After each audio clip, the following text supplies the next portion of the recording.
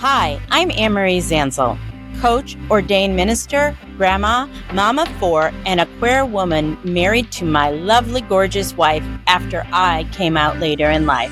This is Coming Out and Beyond LGBTQIA plus stories, a podcast for everyone exploring identity, queerness, and what it means to live more truthfully, no matter our age or stage. We share stories of coming out, starting over, resiliency, how to navigate relationships, grief, joy, and building lives that actually fit us as human beings. No labels required, just curiosity, courage, and a little faith in this journey. Welcome. Let's dive in. First romantic relationships with a woman are intense, and for later in lifers, these relationships change everything. Being in a catalyst relationship can bring an enormous amount of joy, but they can also be fraught with difficulty, and if the relationship ends, it can leave you feeling lost. You don't have to go through this alone. The Catalyst Relationship, Women Loving Women, Navigating Love's First Chapter and Beyond is a course to support women who have had a catalyst relationship. The course includes video lessons, exercises, and an online community where you can connect with others who have had a similar experience. Learn more about the course and sign up at annemariezanzel.com. Welcome to part 2 of Anne-Marie Zanzel's conversation with author and transformation coach David Cunningham. Now, if you haven't tuned into part 1, we encourage you to circle back and have a listen so that you have a little more context about David's story and his belief in the power of love as a tool of transformation. Enjoy the show. Duality is a function of things having been named and therefore separated. And we forget as human beings, it's all made up. It's not the truth. It's a reality that we inherited, a reality that got made up in conversation and is not the truth. And when people can discover that, they get free. Mm-hmm. Do you think that with the LGBTQ community, with all the labels and the names that come within our community, does that do more harm than good? I'm not sure. On the one hand, it's useful. You can argue both sides of the coin. Calling you Anne-Marie and me David is useful, right? Because Right. Yeah, because labels are useful at some point. It's useful. Like, when your wife says, Anne-Marie, come here, I don't come, right? Right. True. It's useful who walks in the room when your wife says, Anne-Marie, can I see? It's useful. Right. But it has a very, very, very damaging effect in that we aren't responsible for how it separates us. Now, back in the 70s, when I was coming out, the gay and the trans community, it was not a nice relationship between those two communities. Mm-hmm. It was not a nice relationship at all in many places. Lesbian in the gay communities, there was no, we like different things. If you're separate from me, it's easier to judge you. If you're separate from me, it's easier to hate you. If you're separate from me, it's easier for me to do you harm. Mm-hmm. If you're me, it makes less sense to do you harm, doesn't it?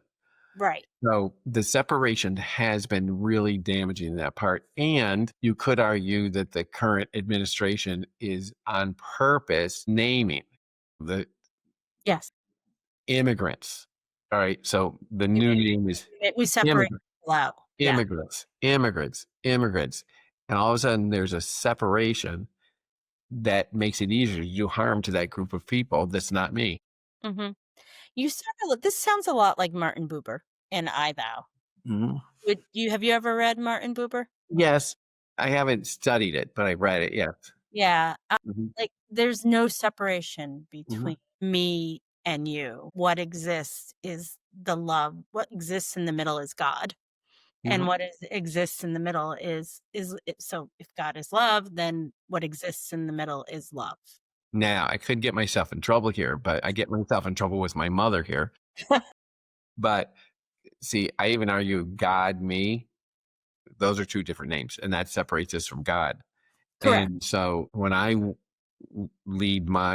I have a program called The Awakening, and I lead guided meditations.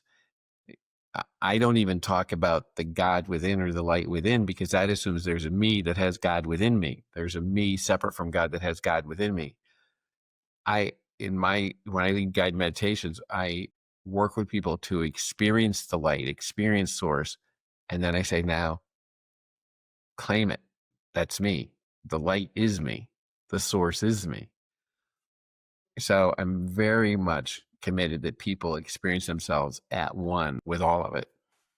with the source and not Mhm, separate from the source. mhm, mhm, Mhm. That makes a lot of sense. Um, Also in your book, you talk a lot about forgiveness, and mhm, I think that's something we all struggle with. mhm. And so how do you define forgiveness, and why is it so central to transformation? Yeah, it's very important. So forgiveness is something that people have a misconception of. People think when I forgive somebody, I forgive them for being such a jerk. That's Mhm, not that's not it. Like, forgiveness is really me making a choice about my life. Am I going to lead a life where I resent you, or am I going to lead a life where I love you? Forgiveness, I like the word forgive. Give my love to you like I did before anything happened. So I loved you, then you did something, and then I closed my heart to you. mhm, Forgiveness is, no, I'm not going to lead a life where I resent you. I give up resenting you. I give you my love. Forgive. That's my choice. It's about my life. It's not even for the person I'm forgiving. It's not even for them. It's a choice about the life I'm going to live. And when people get that, it makes it easier for them to forgive. That doesn't include, for example, if you have somebody that continually hurts you, Mhm. forgiveness doesn't mean that you need to be in contact with them. Absolutely not. I think it's important that people separate out love from the form of the relationship. I could love someone and never see them again. I could love someone and divorce them. I could love someone and get a restraining order against them. I could love someone if I'm an employer and fire them.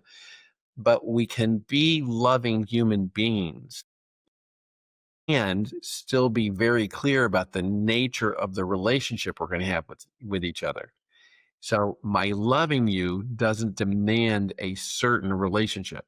Again, I can love you as a human being. My heart's open to you. I wish you well. I bestow grace on you. And I'm getting a restraining order so that you can't come near me because it's not safe. Those two things can coexist. Yes, many feelings can coexist at once. I heard you talk about, almost like you had an intellectual understanding of love from your first mentor. And then when you met your guru, it changed. It changed in actually living as love. So, how do people move from intellectually get all of this? How do you move from an intellectual standpoint of love to the heart standpoint of love? Mm. And you may not call it heart, you may call it soul understanding of love. I'm not quite sure. But how do you move from understanding what David is saying to how do I exist in this world as love embodied? Is that what you're saying? Yeah, good. And I like what you said about heart. Okay. So I do a lot of work with the heart. If I am troubled with somebody, if I'm resenting somebody, I literally will hold up my hands, close my eyes, hold up my hands, and imagine I'm holding them in my hands and then bring them to my heart. If I just am left with a troubling emotion, like let's suppose I'm angry at something, it might not be a person, it might be a situation, or I'm afraid of a situation. I'll hold up my hands and I'll close my eyes and I'll imagine that I have the anger or the fear in my hands and bring it to my heart and it dissolves. So Mhm. I really appreciate the heart and the love energy of the heart. And I also then will, in meditation, imagine the love emanating from my heart out into the world and making a difference in the world. And I can visualize it like rays of light coming from my heart out into the world. So one thing is a simple question that people watching could ask themselves is, there's what my brain would tell me to do right now. What would my heart tell me to do? And sometimes the answer is different. So I like being guided by the heart, quite frankly. Well, and you're not saying just because you want to embody love all the time doesn't mean it cancels out all the other emotions. That's what I love what I'm hearing. They're always there. They're Yeah, always. they're like, you're human. But now what? That's the thing. Emotions are something we have, like socks. Yeah. We have all different kinds of emotions. I got all different kinds of socks. There's something we have.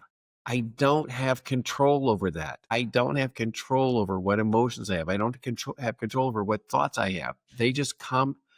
So I relate to them like clouds in the sky. I watch clouds in the sky. Oh, they come and they pass and they go. How do I know the emotions aren't me? Because let's suppose I'm angry and then I'm not angry. The anger goes away, but I'm still here. Or let's suppose I have fear and then the fear goes away, but I'm still here. Well, if I'm still here after the emotion's gone, then the emotion can't be me. So I relate to myself like the sky, and there's clouds that come and go and pass by. And what to do with them is let them pass. Come, there it is. Recognize it.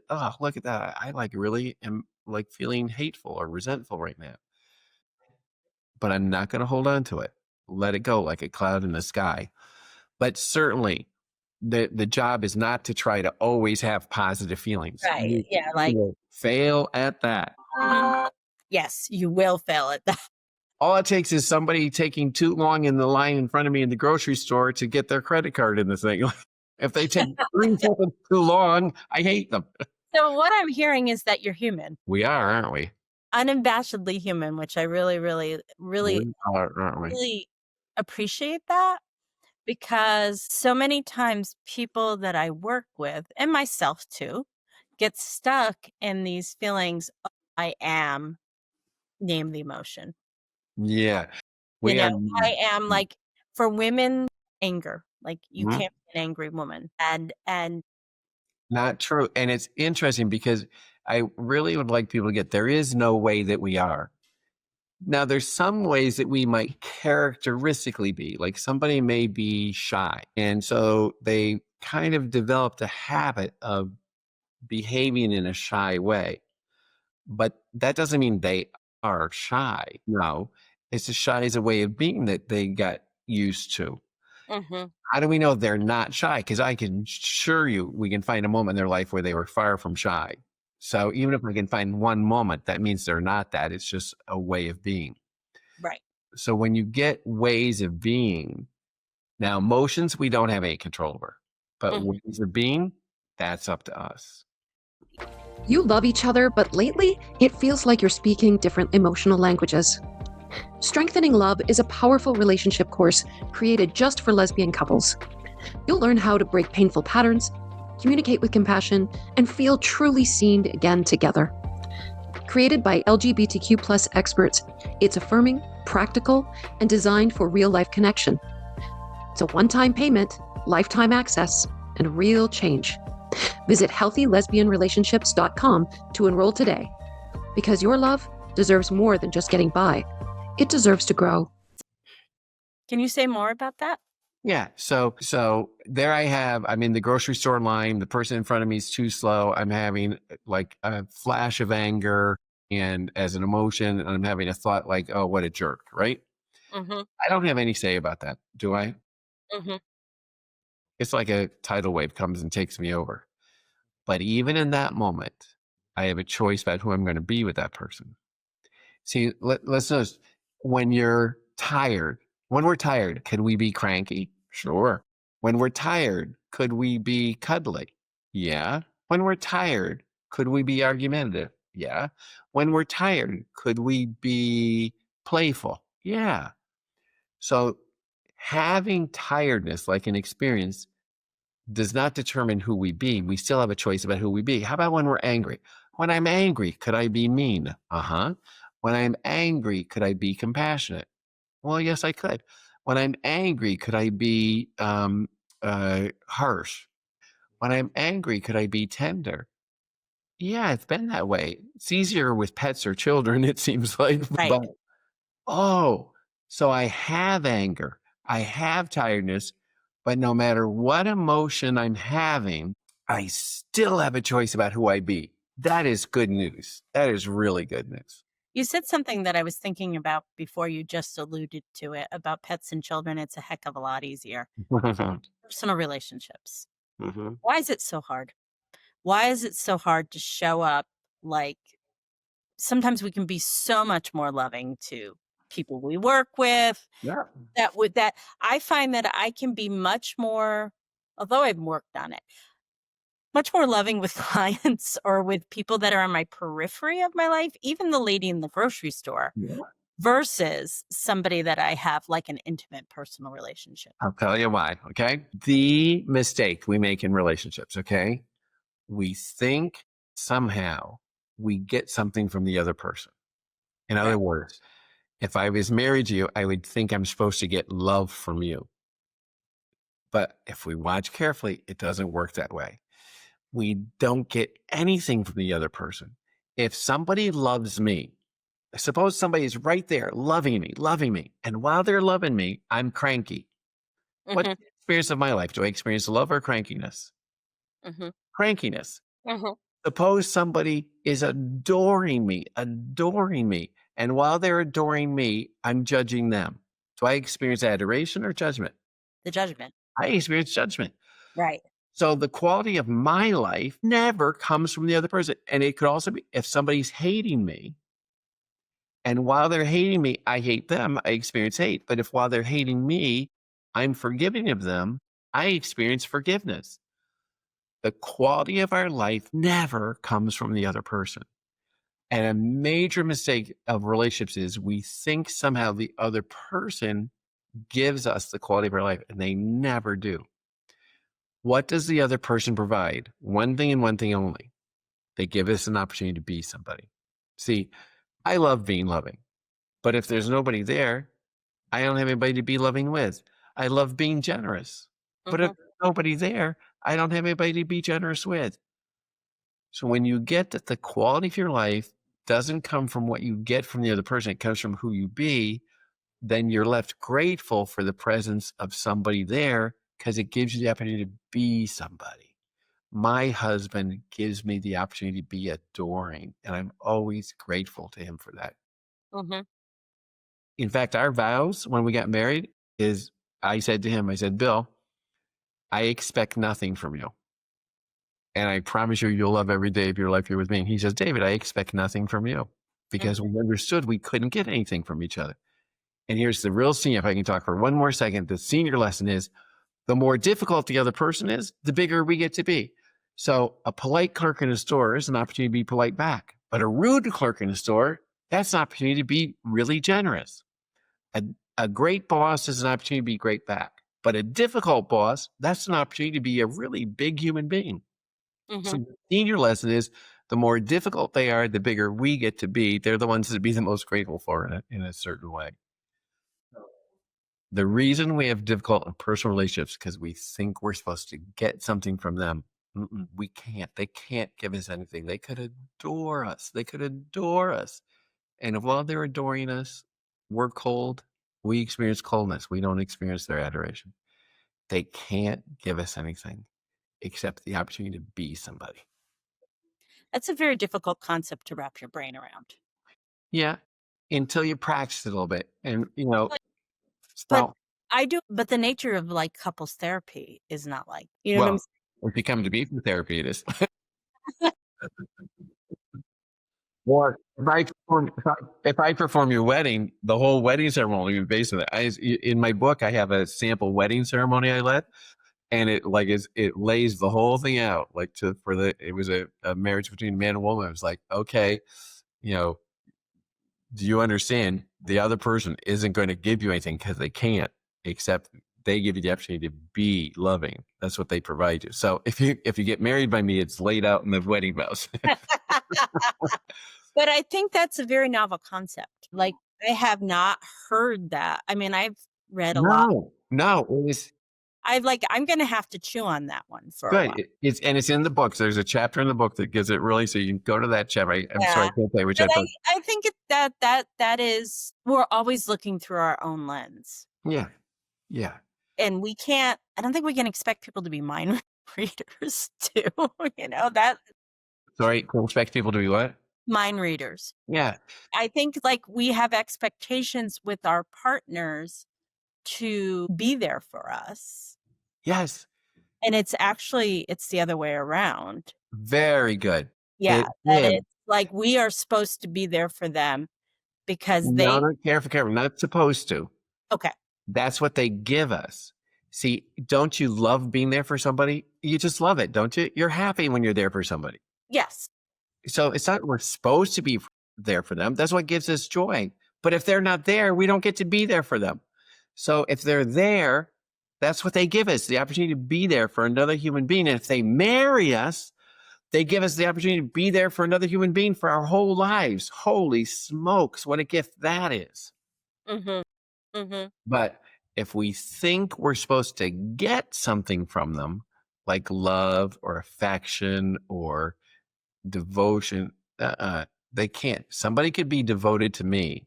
And if while they're devoted to me, I am cold with them, I don't experience devotion. They experience coldness. They can't give us anything, no matter if they're devoted, they experience devotion. If they're loving, they experience love. It's who we be gives us our own quality of life, not the other person. Mhm. I want to ask a couple questions about your book and your new initiative. You are gonna give this book to Love Goes to the Capitol. So you want to send this book to every member of Congress right I now. just did. You just did? It's a little Good. bad timing given the government shutdown, but nonetheless, it's all right. We'll do the outreach work when they get back to make sure they. What inspired that? Well, again, that our love does matter, and that if we're going to have love prevail at the planet, so I'm committed that if we're going to have love prevail on the planet, it has to be a grassroots movement of people with a new understanding of love, period, worldwide. So I set up the Love Matters collaboration, and I'm going to have people join it for free, join the collaboration. And when you join the collaboration, all we'll ask you to do is sign a pledge to expanding your love footprint. So I'm committed that I can get people from every country in the world. If I get people from every country in the world who actually pledge to expand their love footprint, that's one part of what we need to do. But another part of what we need to do is infuse the political system with love, because most people would say right now it is not, right? They're kind of understating the obvious in a profound way.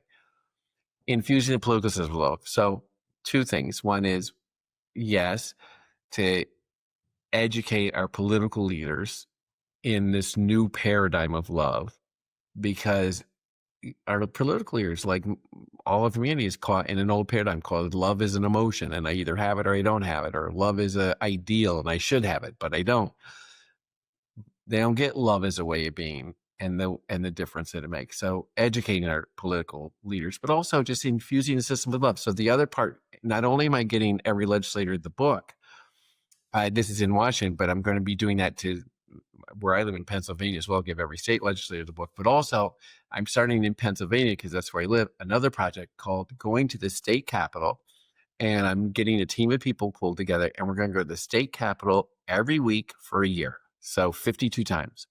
Every week, we're going to go do another act of love. So the first week we're going, it's not quite scheduled yet, but it'll be scheduled within a few days here. First week, we're gonna take up. I do volunteer work with guys right out of prison, so we're gonna take a group of guys right out of prison, go up to the Capitol, and deliver an orchid to every legislator. No political talk, just go deliver an orchid. The next week, I'm gonna take a group of trans teenagers up, and we're just gonna open the doors for legislators. No political talk whatsoever, just an act of love. The next week, I'm gonna take a group of moms on food assistance programs up. They're gonna deliver a letter of acknowledgement to every legislator. No political talk, just love. And I swear, Anne Marie, that if we do that every week for a year, just an act of love like that, it's got to bring a new ethos to the environment of the state capitol. And then I'm hoping people pick up that and do it in their own state as well. I hope people that becomes like uh, It'd be really interesting if you really document it I'm going for yes. yeah, and see if it works. Yeah. What it actually literally makes in reality. Yeah. I'm a little bit of a skeptic right now with politics. So, One thing though, now this is just an observation. You can't take me to court over it, but in Ireland, right? Ireland has people have participated. I can give you some statistics, but in that one program I led, the Landmark Forum, which was a transformational program, the percentage of people in Ireland that did that program was very high. It was like 1 in 10 people had done the program, 1 in 4 people had heard about the program. It was a high statistic. Okay. mhm. I'm not surprised that Ireland was the first country in the world to pass gay marriage by public referendum, not by legislation, but by public referendum. In other words, a public vote endorsed gay marriage. So when people actually get a new paradigm of acceptance, forgiveness, and you and I didn't talk about acceptance. We could do that too. This acceptance is a little different than forgiveness. But when they get a paradigm that allows them to accept when people are free, they love. I am not surprised that Ireland was the first nation in the world to pass gay marriage by public referendum. That makes sense to me. So it's done a little bit of a dent in my skepticism, my cynicism. It's, but still there. So I have to deal with my own skepticism, my own cynicism to go, okay, am I really going to send a book to every member? Yes, I'm going to do that. Am I really going to go up to the Capitol every week? Yes, I'm going to do that. I have to deal with my own skepticism and cynicism because that's been there for so long. Right. Right. I can understand that. And it's taking action against your skepticism by doing that. Yeah, if I could, it's like putting something to say, here's the appropriate, or not the appropriate, here's a powerful way to relate to skepticism, cynicism, resentments, and judgments, is you put them aside. Like right now, I have my book in front of me, right? Right. So where the book is, I can't do anything else. The only thing I can do when the book's in front of me is deal with the book, where the book Right. is. Okay. Now, if I don't like the book, right, and I go, oh, okay, I'm going to fight the book, or I can fight it, but nonetheless, my whole life is occupied with the book. So it doesn't work to fight something. Here's what works. Put something aside. You can put things aside. It's over there. I'm not dealing with it right now. I can pick it back up at any time if I want to, Right. but I can put things aside. And I've discovered in it's a really powerful relationship to have with things like skepticism, cynicism, resentments, judgments. I don't have to talk myself out of them. I don't have to wrestle them like they're an alligator.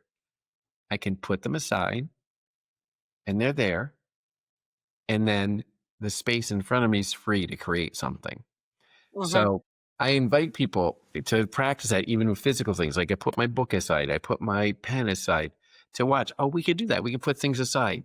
And that's a powerful thing we can do with things like cynicism and skepticism. We don't have to fight them. We can put them aside. So you have been at this a long time. Uh-huh. What has love taught you about yourself that surprised you the most? Let's see. I was surprised by the depth of my love. It's interesting, huh? I had that experience when I was 4, but then I really did forget over the years the Mm. depth of my love. So I was surprised by the depths of my love. I was surprised by the strength I had.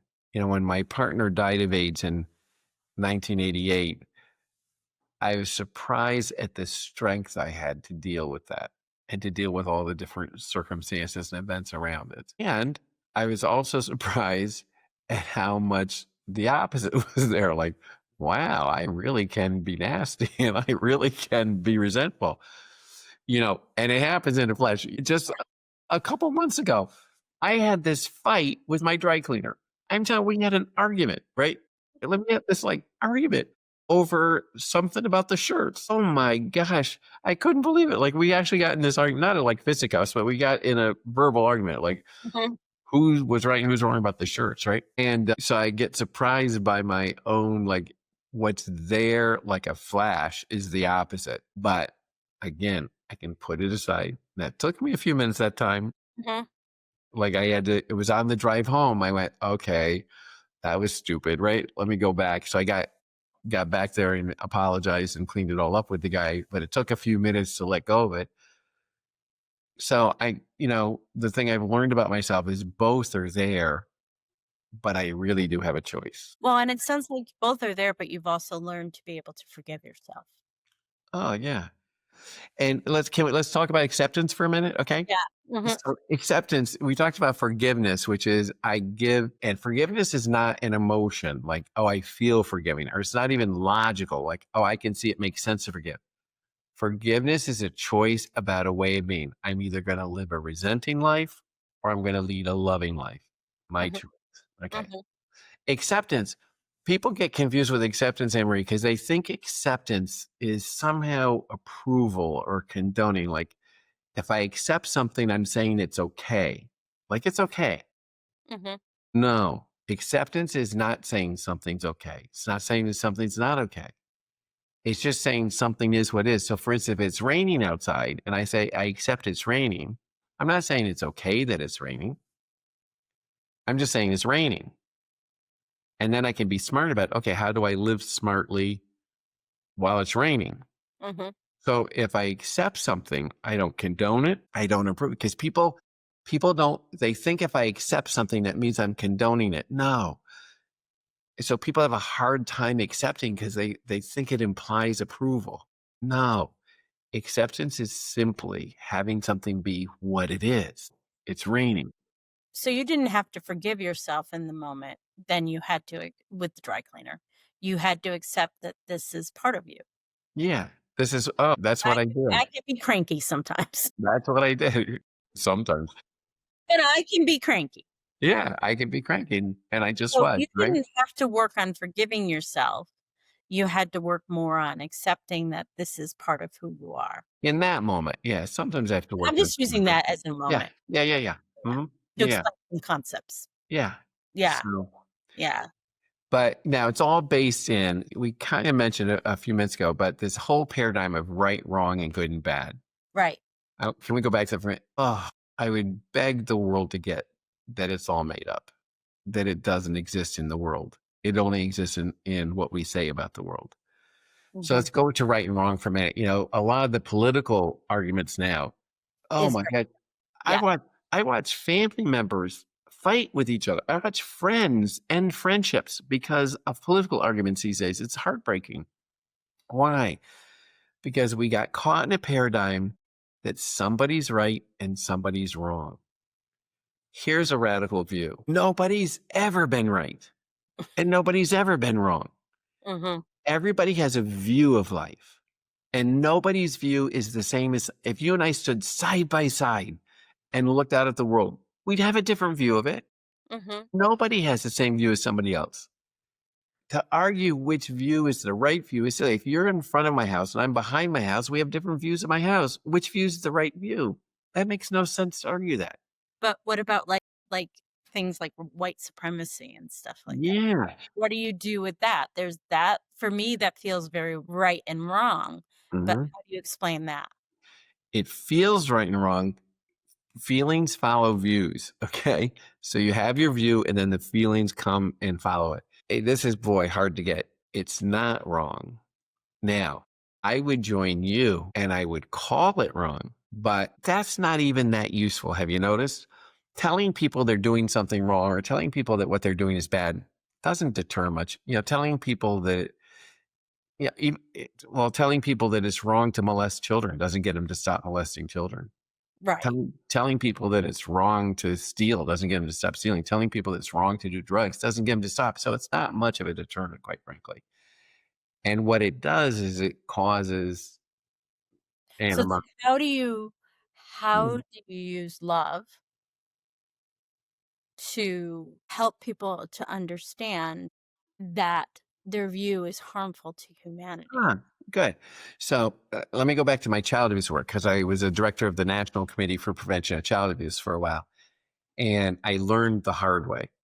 And what I mean by that is way back in the 1980s, we put the first public service announcement on TV for child abuse.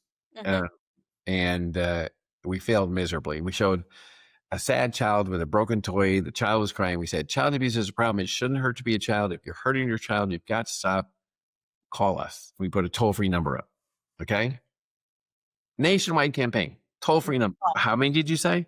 No one? Exactly. And we don't mean one. We mean zero. It was a total failure. All right, but let's get what we were saying. The message was, you're bad and you should call us. Probably not going to work. So by some grace of God, we got a second chance, Anne Marie. And the next year, we were given the opportunity to do a new campaign. And I learned my lesson. And we put a campaign on that showed a mother in her kitchen under all the kind of stress a mother could be under. The radio's blaring, the baby's screaming, the pot's boiling over on the stove, the phone rings, it's the bill collector. She slams the phone, the baby's still screaming. She's about ready to grab that child, check the child, and the frame froze. It said, stop. Take hold of yourself before you take hold of your kid, and we can help. Call us. Oh, gosh, I would respond to that. We got 2,000 phone calls the first night. Why? Because it came from a place of understanding and not a place of judgment. Exactly. There was no bad in it. There was no wrong in it. So here's an alternative to the whole conversation. Like if we're, like, okay, let's suppose I have one child and they hit another child. Here's what we've been trained to do. That's bad. Good boys and girls don't do that. It Right. doesn't work. Right. And it ends up with judgment, them be thinking they're judged by us and them judging themselves. Here's an alternative. Instead of what's bad or good or what's right or wrong, how about what works and what doesn't work? Hey, you just hit your brother. Did that work? What happened after you hit your brother? Well, he cried. The game was over. I had to come downstairs. You're going to time out. Does hitting your brother work? No, it doesn't work. And there's no judgment in it. So I think if a society, we get started talking about what works and does child abuse work? No, it doesn't work. Does white supremacy work? No, it doesn't work. Mhm. So if we can talk about what works and doesn't work versus what's right, wrong, good, or bad, I think there's an opening there to make a difference with areas of society we've never been able to make a difference with. Hmm. And work with people that we don't think we can work with. Remember way back earlier in the call, you talked about how your marriage works. Your marriage to your wife works. It's like it provides something. It provides something for you. It provides something for children. It provides something for the world. Yeah, it works. Is gay marriage right or wrong? We could argue that till the cows come home, and it's neither. The answer is it's neither. It's gay marriage. It's neither right. How do I know it's Well, it's neither? actually just marriage. I don't think we need to put the modifier gay on. It's just marriage. Yeah, it's marriage. But is it right or wrong? It's neither. How come? Because there's no such thing as right or wrong. It's all made up. Is it good or bad? It's neither. It's all made up.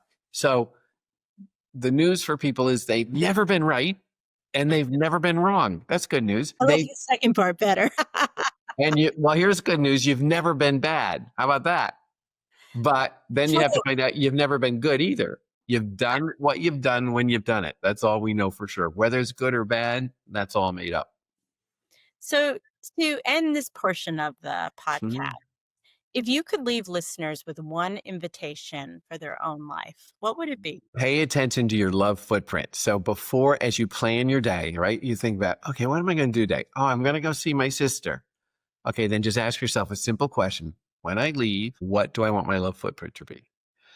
I'm going to go to work and I'm going to work with this team of people. Okay, when I leave work, what love footprint do I want to leave behind? Just ask that question. When I'm done with that interaction, envision your interactions and then ask yourself, what love footprint do I want to leave behind? And then after you leave, evaluate yourself. Just go, okay, how'd I do? Well, I meant to leave the love behind, but I actually left a little bit of argument behind. Okay. Or I left righteousness behind. So my invitation is start exploring it. Yes, we have a love footprint. And as you plan your day, plan your love footprint. And at the end of the day, do a good self-assessment. And just take on expanding your love footprint day by day. That's my invitation. Would you also say, and accept? I really like the notion of acceptance instead of forgiveness because there is no right and wrong. So a caveat would also to be if you didn't do it perfectly or up to your standards, Practice acceptance. Yes. just be accepting, okay, was how today was. Yes. And not like, oh, I should have done this, I should have done that, I should have done this, I should have, because that's the No should have. shoulds, no shoulds, no shoulds or shouldn'ts, no right and wrong, no goods or bads. Let's get rid of that whole bailiwick of nonsense. All right, it's not useful. In fact, it's One last question. How do people find you? yourlovedoesmatter.com. That's how they Okay. find me. It's all there. Yourlovedoesmatter.com. And I love hearing from people. Okay. Well, David Cunningham, thank you so much for appearing on the show today. I really appreciate it. Great conversation. Really great Thank conversation. you so much. Delighted to be with you. Thank you. You've been listening to Coming Out and Beyond, LGBTQIA+ stories with Anne-Marie Zanzel. New episodes of the Coming Out and Beyond podcast drop every other Friday. You can tune in at Apple Podcasts, Spotify, Google Podcasts, and at annemariezanzel.com. Be sure to hit subscribe when tuning in so you never miss an episode. And for more resources, articles, videos, and a free downloadable guide for coming out later in life, visit annemariezanzel.com.